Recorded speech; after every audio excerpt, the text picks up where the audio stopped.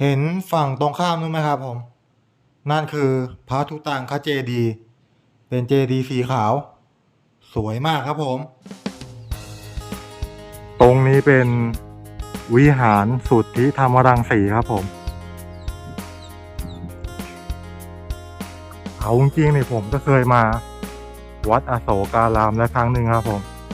แต่ผมก็ไม่เคยรู้เลยว่าที่นี่เนี่ยมีจุดชมวิวแล้วก็มีเส้นทางศึกษาธรรมชาติอยู่ทางด้านหลั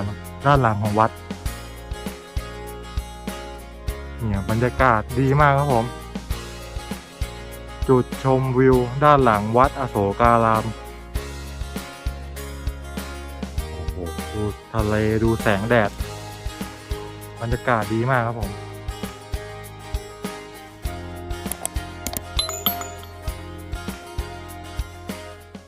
สวัสดีเพื่อนๆทุกคนในยินดีต้อนรับเข้าสู่ช่องพาร์ทเนอร์ทราเวลเพื่อนร่วมเดินทางในวันนี้เนี่ยผมจะพาทุกคนเดินทางไปที่วัดอโศการามเดี๋ยวเราจะพาไปไหว้พระไปทำบุญกันก็ตอนนี้ก็บ่ายสามแล้วเดี๋ยวเราออกเดินทางกันเลยดีกว่าอ้อถ้าเกิดว่าใครไม่มียานพาหนะหรือว่ารถส่วนตัวเนี่ยก็สามารถนั่ง BTS ไปลงมาที่สถานีK5แล้วก็ต่อรถ2 แถวหรือวิ่งมอเตอร์ไซค์หรือจะนั่งแท็กซี่ก็ได้ไปลงที่หน้าวัดได้เลยก็ตอนนี้ก็บ่ายสามแล้วเดี๋ยวไปเลยดีกว่าวันนี้ผมเอามอเตอร์ไซค์ไปผมไม่ได้พานั่ง BTS ไปเดี๋ยวเราออกเดินทางกันเลยดีกว่าวิถีไบเกอร์ของเราได้เวลาออกเดินทางอีกครั้งแล้วไปลุยกันเลย let's go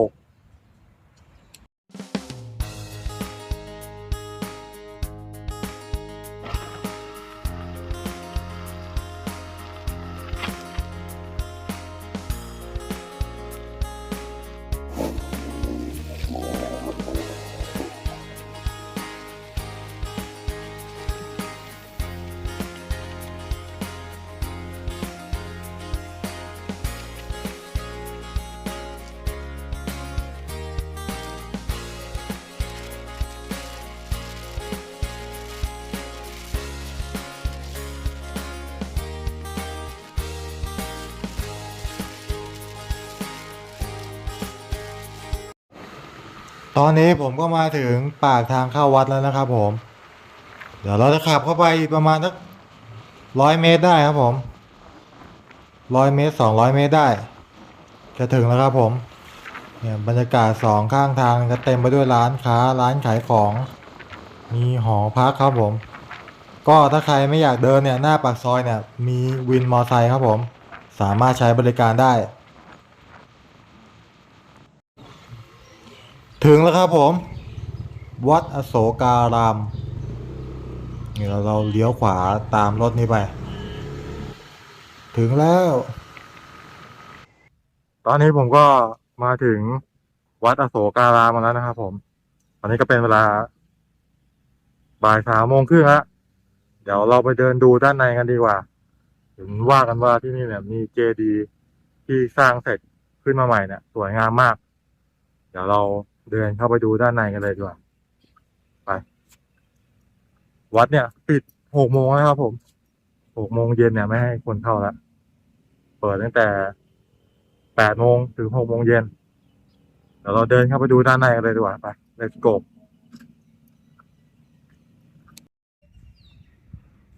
ตรงนี้เป็นวิหารสุทธิธรรมรังสีครับผมนี่วิหารตรงนี้สวยมากครับผมสร้างขึ้นเมื่อพศ2527นี่ครับผมมาเสร็จสิ้นเอาตอนปี2530วิหารสุทธิธรรมรังสีเดี๋ยวเราเดินเข้าไปดูด้านในกันวิหารนี่เป็น2 ชั้นครับผมมีชั้นล่างตรงนี้กับด้านบนเดี๋ยวเราเดินขึ้นไปดูด้านบนก่อนดีกว่าไป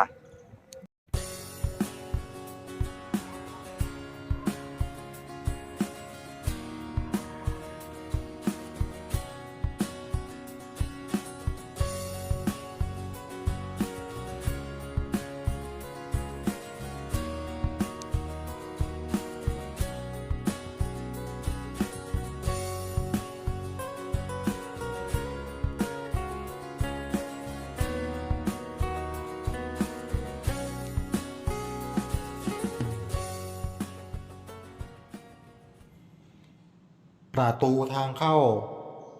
พระวิหารเนี่ยชั้น2เนี่ยเป็นประตูไม้ครับผมโอ้แกะสลักสวยงามมากครับผมเป็นภาพพุทธประวัตินะฮะเนี่ยฝั่งนี้ก็มีแกะสลักสวยงามมากครับผม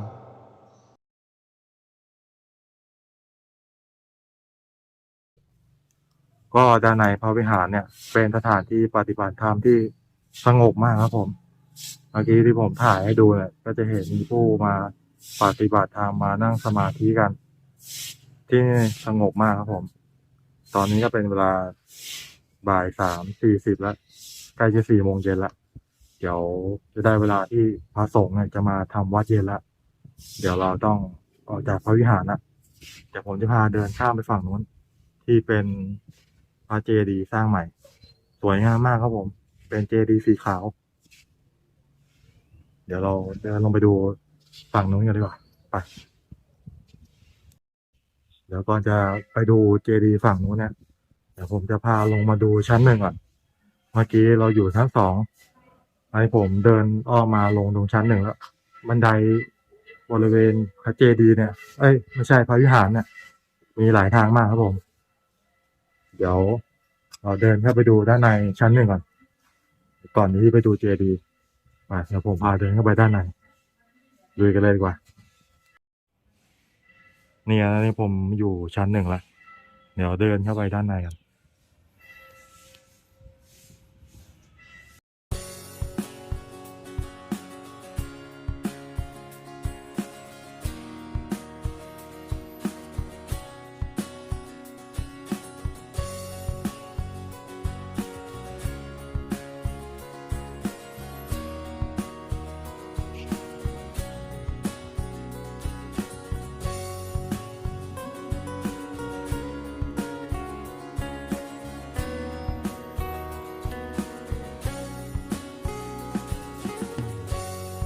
ก็บริเวณด้านในชั้น 1ของพระวิหารที่ผมถ่ายให้ดูเมื่อกี้เนี่ย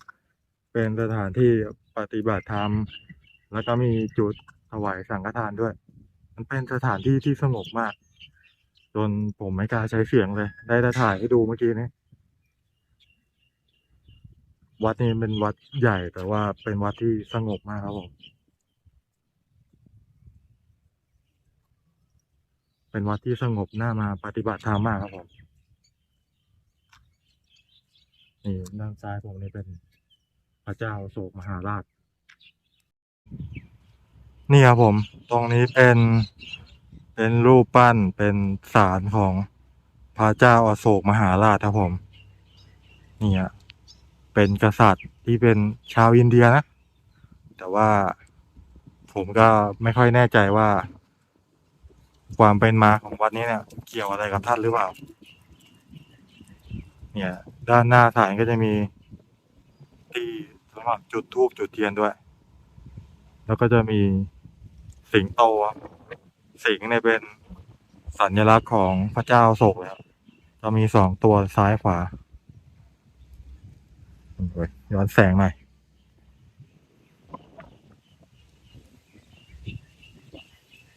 เดี๋ยวผมจะพาเดินเข้าไปดูพระเจดีย์ดีกว่าเราไปลุยกันเลยดีกว่า let's go นี่ครับนี่คือวิหารสุทธิธรรมรังสีแล้วเรามองไปฝั่งตรงข้ามเนี่ยตรงนี้จะเป็นเจดีย์ครับผมไม่แน่ใจว่าเขาปิดหรือยังถ้ายังไม่ปิดเนี่ยเดี๋ยวจะพาเดินเข้าไปด้านในแต่ถ้าปิดแล้วเนี่ยเดี๋ยวผมจะพาเดินดูรอบๆแล้วกันเดี๋ยวเราไปลุยเลยดีกว่าเดี๋ยวผมเดินมาถึงพระเจดีย์แล้วก็ทางด้านหน้าพระเจดีย์เนี่ยก็จะมีทั้งบันไดแล้วก็จะมีทางสำหรับรถเข็นด้วยรถวีลแชร์ด้วยทั้ง2ฝั่งเลยซ้ายขวาตรงนี้ก็จะมีช้างอยู่ช้างตัวเล็กๆเดี๋ยวเราเดินเข้าไปด้านในกันดีกว่าออกมาถึงหน้าประตูเนี่ยก็ให้ถอดรองเท้าก่อนเข้านะครับผม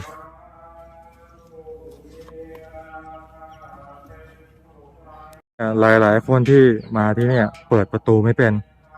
เพราะว่าด้านในเนี่ยไอ้ลูกบิดอย่างเงี้ยมันจะใช้ไม่ได้เราจะต้องเอื้อมมือจากด้านนอกเนี่ยมาดึงสลักอันนี้ขึ้นแล้วค่อย เปิดประตูออกมาลาปิดก็ดันเข้าไปมันก็จะล็อกของมันหลายๆคนเนี่ยผมเห็นมาแล้วเปิดไม่เป็นไงถ้าอยู่ด้านนอกเนี่ยต้องเอื้อมมือด้านมาเข้ามาด้านในนี้เพื่อดึงสลักตรงนี้ขึ้นเนี่ยดูบรรยากาศตอนนี้ก็4 โมงเย็นละเดี๋ยวเราเดินเข้าไปดูด้านในพระเจดีย์กันพระทูตังคเจดีย์ตอนนี้เรามาถึงแล้วครับผมเดี๋ยวจะพาเดินเข้าไปดู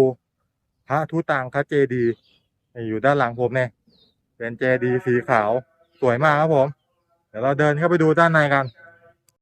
ตรงนี้จะมีบันไดทางขึ้นอยู่บันไดจะมี2 ฝั่งซ้ายกับขวาเนี่ยเราต้องถอดรองเท้า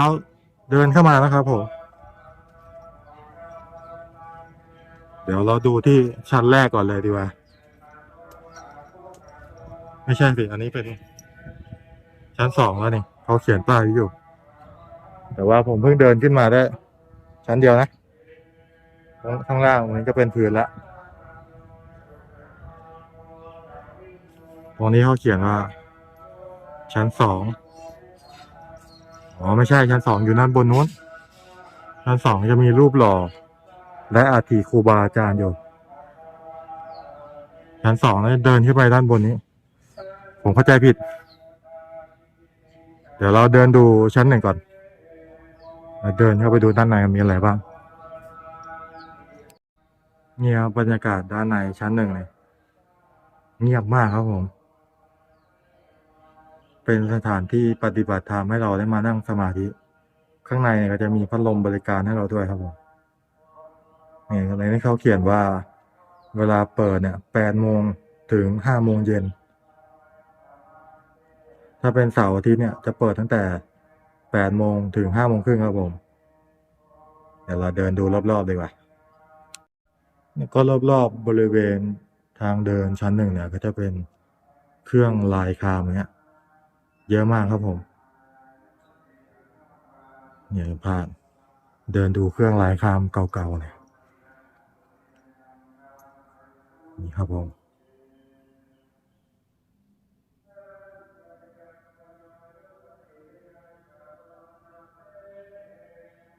วันนี้ตรงนี้สวยมากครับผมเป็นพระธรรมจักรตรงนี้ก็จะเป็นเครื่องลายคามมีแกะสลักด้วยนะครับผมไม่แน่ใจว่าเขาทำจากอะไรอ่ะน่าจะจากแก้วหรือเปล่าไม่แน่ใจเหมือนกันแกะสลักเป็นรูปเรือนี่สวยมากครับผมนี่ครับอันนี้น่าจะเป็นไม่แน่ใจเขาเรียกว่าแมงสี่หูห้าตาหรือเปล่าด้านล่างนี้จะเป็นกระดองเต่าครับผมอายุน่าจะหลายร้อยปีแล้ว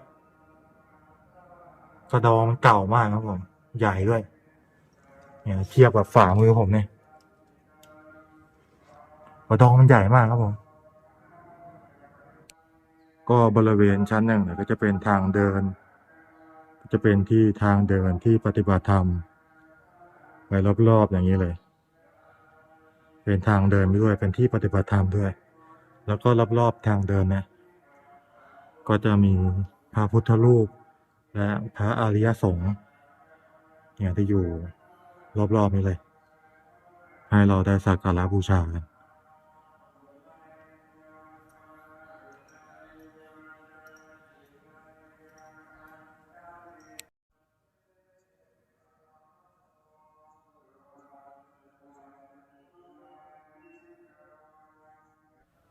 ตรงนี้ก็จะเป็นตู้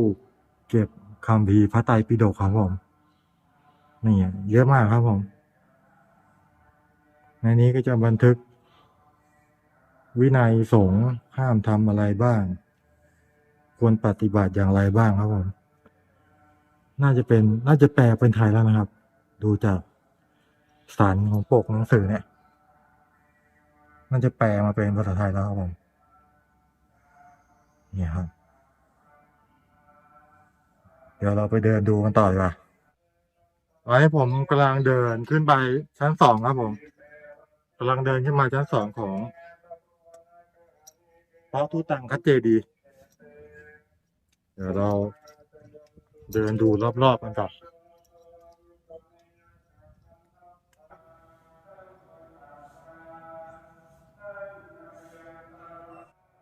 ด้านในเนี่ยก็จะบรรจุอัฐิของบูรพคณาจารย์ทั้ง28องค์เนี่ยเดี๋ยวผมถ่ายดูใกล้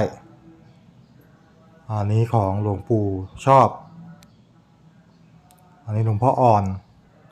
โหเหมือนมากครับผมปั้นเหมือนมากมาดูทางด้านนี้หลวงพ่อสิงห์เนี่ยซูมให้ดูอัฐิใกล้ๆครับผมหลวงปู่มั่นภูริทัตโตมาดูอัฐิโอ้โหคนปั้นนี่เขาปั้นได้คล้ายมากครับผมอันนี้หลวงปู่ฟั่นอาจารโร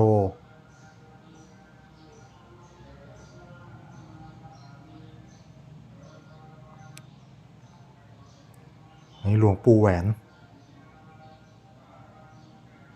เดี๋ยวผมให้ดูใกล้ๆนี่ครับปั้นได้คล้ายนะครับผมปั้นได้คล้ายมากด้านในเนี่ยก็จะมีอาฐิของบูรพคณาจารย์เนี่ย28พระองค์แห่งกรุงรัตนโกสินทร์ครับผมเยอะมากครับผมด้านในเนี่ยเป็นพื้นที่ที่สงบมากครับผมนี่ฮะจะมีอาฐิของเกจิของบูรพคณาจารย์กิจของคนตามธรรมชาตินั้นไม่มีความดีใจเสียใจที่มีความดีใจเสียใจนั้นไม่ใช่จิตแต่เป็นอารมณ์ที่มาหลอกลวงจิตก็หลงไปตามอารมณ์โดยไม่รู้ตัวแล้วก็เป็นสุขเป็นทุกข์ไปตามอารมณ์ผู้ใดตามดูจิตผู้นั้นพ้นบ่วงมารพระอาจารย์ชาโอ้นี่เขาปั้นได้เหมือนมากครับผมปั้นได้คล้ายมากนี่น่าจะเป็นพวกเก้าอี้เป็นโต๊ะเก่าๆเลยครับผมน่าจะมี40-50 ปีขึ้นอ่ะผมก็ไม่ชำนาญแต่ผมรู้ว่ามันสวยมากครับผมมันเก่ามากนี่ให้ดูลวดลายแบบใกล้ๆ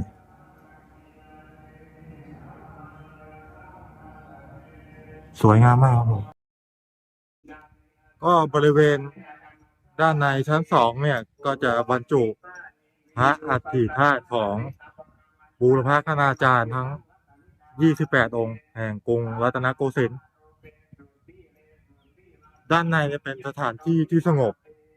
แล้วก็ไม่อนุญาตให้ใช้เสียงผมก็เลยแบบไม่ค่อยได้บรรยายอะไรมากมายด้านในแต่ว่าผมก็จะเก็บบรรยากาศมาฝากให้ได้มากที่สุดครับผมตรงนี้มีทางขึ้นชั้น3อยู่เดี๋ยวเราเดินขึ้นไปดูด้านบนสุดกันดีกว่าเขาอนุญาตให้ขึ้นได้อยู่เดี๋ยวไปดูด้านบนกันตรงนี้นี่ก็เป็นพระปรมาภิไธยย่อของสมเด็จพระเจ้าอยู่หัวรัชกาลที่9ครับผมครับน่าจะเป็นของสมเด็จพระราชินีที่เสด็จพระราชดำเนินมาบรรจุพระบรมสารีริกธาตุพระทุกตังคเจดีย์เมื่อวันที่4มิถุนายนพุทธศักราช2509ด้านในเนี่ยบรรจุพระบรมสารีริกธาตุเอาไว้ด้วยตอนนี้ผมอยู่ด้านบนสุดของพระทุตังคเจดีย์ด้านบนนี่บรรยากาศดีมากครับผมบรรยากาศลมเย็นมากครับผมก็บรรยากาศด้านบนนี่ไม่ร้อนครับผมก็เพิ่งรู้เหมือนกันว่าที่นี่เขาบรรจุพระบรมสารีริกธาตุเอาไว้ด้วยนี่เดี๋ยวผมพาเดินดูด้านบนสุดของพระทุตังคเจดีย์กันก็ด้านบนเนี่ยจะมีพระพุทธรูปอันนี้น่าจะเป็นปางเปิดโลกนะ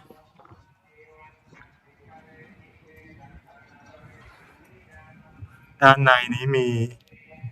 เหมือนคล้ายๆอัฐิเลย แต่ผมไม่แน่ใจว่าเป็นอัฐิของใคร แล้วก็มีพระผงอยู่ ไม่แน่ใจว่าเป็นหลวงพ่ออะไรมีพระพุทธรูปที่เป็นวันนี้สี่ด้านเลย เป็นมุกสี่ด้านแบบนี้ ว่าด้านบนเนี่ยเป็นยอดของเจดีย์ก็จะมีมุกแบบเนี้ยสี่ด้าน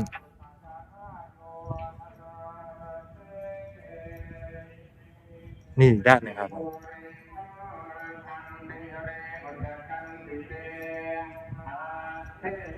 ด้านนี้ผมไม่แน่ใจว่าเป็นปางอะไร แล้วก็มีเหมือนอัฐิจะเป็นแบบนี้ทั้งสี่ด้านเลยครับผม แล้วนี่ก็เป็นบรรยากาศรอบๆวัดที่ถ่ายจากด้านบนสุดของพระทุกตังคเจดีย์ช่วงนี้ก็พระสงฆ์กำลังทำวัดกันอยู่ บรรยากาศในวัดเนี่ยสงบมากครับผม เป็นวัดที่อนุญาตให้คนมาปฏิบัติธรรมมานั่งสมาธิกัน แล้วก็จะมีพื้นที่กว้างขวางมากครับผม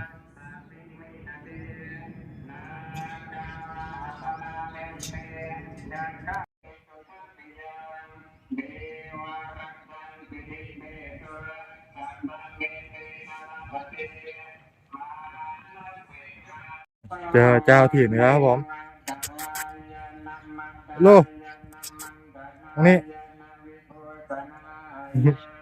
เห็นว่าคนชอบเล่นกับสุนัขครับผมโลมองกล้องหน่อยไม่มองกล้องเลยแอคอาร์ตอีก เดี๋ยวเราไปเดินดูกันต่อครับผม เล่นกับหมายังไม่เล่นด้วยเลย ตรงนี้จะเป็นมณฑปพระธรรมจักรวัฒนาครับผมก็ไม่แน่ใจว่าด้านในมีอะไรบ้าง เดี๋ยวผมพาเดินเข้าไปดูด้านใน ตรงนี้จะเป็นบันไดทั้งสองฝากซ้ายกับขวา ตรงกลางนี่จะเป็นที่สำหรับใช้รถเข็นหรือว่าวิวแชร์ เดี๋ยวเราเดินเข้าไปดูด้านใน เดี๋ยวเราเดินช่องทางลงบันไดดีกว่า เดี๋ยวเดินเข้าไปดูด้านในครับ เป็นประตูเลื่อน เราเดินเข้าไปดูด้านในกัน ด้านในนี่ก็เป็นพื้นที่โล่งครับผมไม่อับมันโปร่งตรงนี้ก็จะเป็นประตูอีกบาน ส่วนด้านหน้าผมตรงนี้เนี่ยเป็นรอยพระพุทธบาทจำลองนี่ครับก็จะมีคนนำแผ่นทองมาแปะใหญ่มากครับผม อันนี้ผมไม่แน่ใจน่าจะเป็นอักษรจีนหรืออะไร ผมว่าก็สวยดีนะครับผมทางด้านนี้จะเป็นหลวงพ่อดำหรือว่าหลวงพ่อองค์ดำครับผม ทางด้านซ้ายก็จะมีบูรพคณาจารย์อีกท่านหนึ่ง ทางด้านขวาก็มีครับผม ตรงนี้จะมีพระคาถาบูชาพ่อองค์ดำด้วย พอเราออกจากมณฑปพระธรรมมาจากวัฒนาแล้วเนี่ย ทางด้านนี้เนี่ย ก็จะมีสระน้ำแล้วก็จะมี ผมไม่แน่ใจว่า เป็นศาลาหรืออะไร เดี๋ยวเราเดินเข้าไปดูกันดีกว่า ตรงนี้ก็มีสระน้ำด้วยเดี๋ยวไปดูกันใกล้ๆก่อนตรงนี้เป็นพระวิหารพระพุทธจักรวัฒนาครับผม นี่ครับเดี๋ยวเราเดินเข้าไปดูด้านใน ด้านหน้าก็จะมีสิงห์2 ตัว เป็นสีทองกับสีเงินนะครับผมนี่มีประตูอยู่ครับ เปิดแล้วปิดด้วยป้องกันสุนัขเข้า ที่นี่สุนัขเยอะมากครับผม เดี๋ยวเราเข้าไปดูด้านในกัน บริเวณด้านในเนี่ยจะมีพระพุทธบรมมหาจักรพรรดิอโศกมหาราชาอยู่เนี่ยเป็นพระจักรพรรดิทรงเครื่องเลยครับสวยงามมากส่วนทางด้านนี้นี่ทางนี้ก็สวยอีกแบบนึงครับผม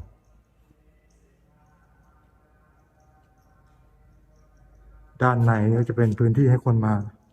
ไหว้พระมาสักการะบูชากันเนี่ยสวยงามมากครับผมทางด้านหน้าสุดเนี่ยจะเป็นหลวงพ่อท่านลีครับผมทางด้านบนสุดเนี่ยจะเป็นพระพุทธองค์ครับเป็นพระพุทธเจ้าด้านหลังนี่จะมีธรรมจักรอยู่ตรงนี้ก็จะมีพระจักรพรรดิทรงเครื่องเลยเป็นองค์สีขาวสวยงามมากครับผมตอนนี้เดี๋ยวเราจะเดินไปที่จุดชมวิวด้านหลังวัดของวัดอโศการามกันจะเป็นป่าชายเลนเดี๋ยวเราเดินเลาะไปทางด้านหลังดีกว่าก็ถ้าเดินออกจากเจดีย์มาเนี่ยก็เลี้ยวขวาแล้วก็ตรงมาเลยครับผมแล้วก็มาเลี้ยวขวาอีกทีหนึ่งเดี๋ยวเราเดินเลาะกันไปเนี่ยดูบรรยากาศต้นไม้ใบหญ้าด้านหลังผมเนี่ยร่มรื่นมากครับผมเดี๋ยวเราเดินเลาะกันไปเรื่อยๆดีกว่า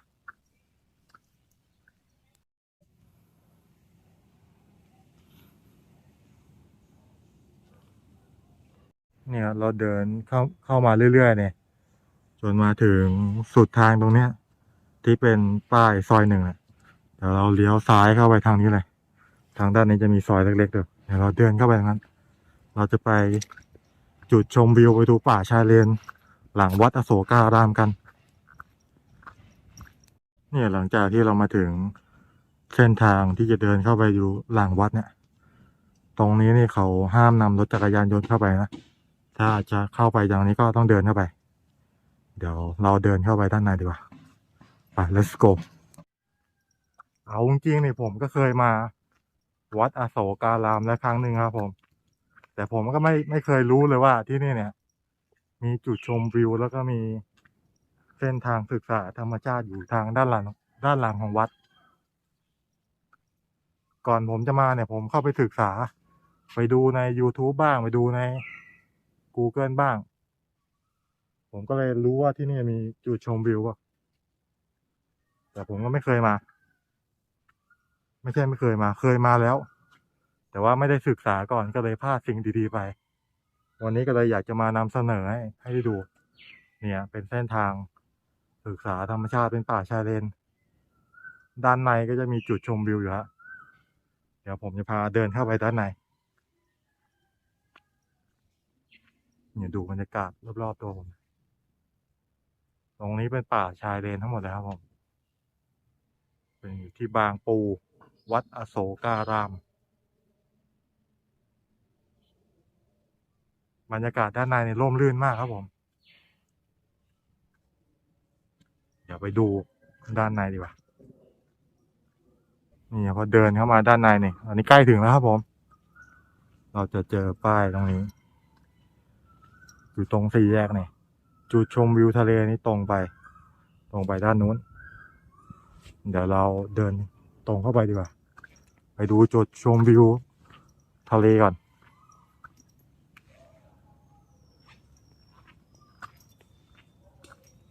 ที่นี่มีสุนัขเยอะมากครับผมแต่ก็เป็นสถานที่ที่แบบว่าสงบมากครับผม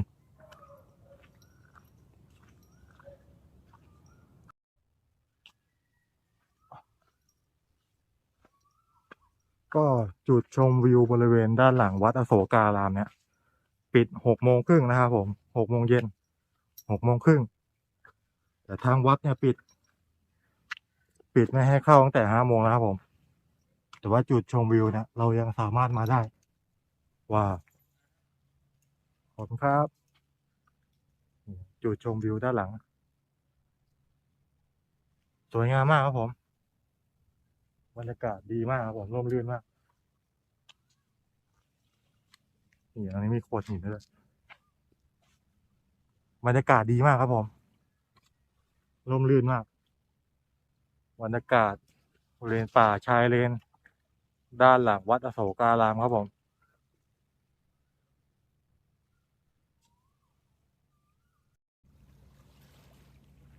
เนี่ยบรรยากาศดีมากครับผม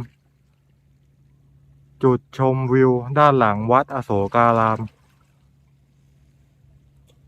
โอ้โหดูทะเลดูแสงแดดบรรยากาศดีมากครับผมตรงบริเวณที่เป็นชายฝั่งเนี่ยก็จะมีถนนแล้วก็จะมีแท่งปูนเนี่ยเป็นที่กั้นสำหรับไม่ให้น้ำทะเลมันเซาะชายตลิ่งแล้วยังเป็นที่นั่งให้เราได้ด้วยครับผมจะมีคนมาออกกำลังกายมานั่งเล่นมาชมวิวกัน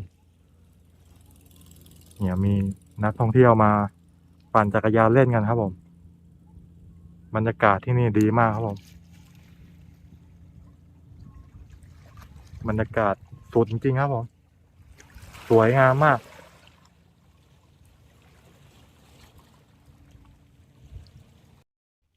เนี่ยบรรยากาศป่าชายเลนบรรยากาศที่นี่ชิลมากครับผมหมาครับผมมีทั้งคนทั้งสัตว์มาเดินบรรยากาศที่นี่ชิลมากครับผมอยากให้ลองมาสัมผัสด้วยตัวเองบรรยากาศดีมากดูชายทะเล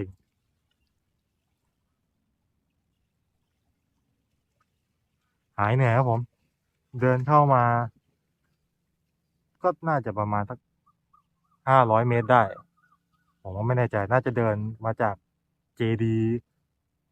สีขาวเมื่อกี้เนี่ยที่ผมถ่ายให้ดูตอนแรกแล้วก็เดินเลาะเข้ามาออกจากเดออกจากเจดีปุ๊บก็เลี้ยวขวาเลยก็เดินเลาะเข้ามาแล้วก็เลี้ยวขวาอีกทีหนึ่งมองหาซอยหนึ่งก็เดินเลาะมาเลยมันจะเป็นทางเดินเล็กๆบรรยากาศสุดจริงครับผม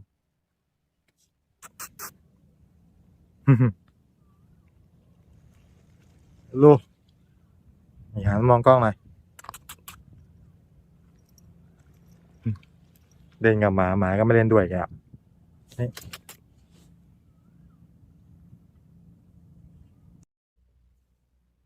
ก็บรรยากาศที่นี่เนี่ยสดชื่นมากผมร่มรื่นมากจริงบรรยากาศจุดชมวิววัดอโศการามเนี่ยก็ถ้าคุณอยากจะมาสัมผัสบรรยากาศแบบนี้เนี่ยก็สามารถมาได้ปักหมุดมาเลยวัดอโศการามแล้วก็เดินเลาะมาทางด้านหลังแวะไหว้พระก่อนแล้วก็เดินเลาะมาจุดชมวิววัดอโศการามบรรยากาศสุดจริงครับผมบรรยากาศร่มรื่นดีวิวสวยมากครับผมก็สุดท้ายสำหรับคลิปวิดีโอนี้เนี่ยผมคงต้องบอกว่าเป็น EP หนึ่งที่เดินทางไม่ไกลจากกรุงเทพแต่ว่าผมมีความสุขครับผมไม่เคยคิดเลยว่าธรรมชาติที่มันอยู่ใกล้บ้านผมเนี่ยมันจะมีความสวยงามขนาดนี้เลยมันสวยงามมากครับผมดูบรรยากาศทะเลกระทบกับแสงแดดตอนช่วง5 โมงเย็นเนี่ยวิวดีมากครับผมทั้งแสงทั้งคลื่นสวยงามครับผมมีความสุขครับแต่ว่าตอนนี้ก็เย็นแล้วผมคงต้องได้เวลากลับบ้านแล้วก็สำหรับคลิปวิดีโอนี้เนี่ยถ้าใครชื่นชอบเนี่ยก็อย่าลืมกดไลค์กดแชร์กด Subscribe เพื่อเป็นกำลังใจให้ผมด้วยส่วนคลิปวิดีโอหน้าเนี่ยผมจะพาไปที่ไหนเนี่ยก็อย่าลืมกดกระดิ่งติดตามกันเอาไว้จะได้ไม่พลาดการแจ้งเตือนส่วนสำหรับวันนี้เนี่ยผมคงต้องขอตัวลาไปก่อนบ๊ายบายเอาละเจอกันคลิปหน้าแล้วลากลับบ้านแล้วบ๊ายบาย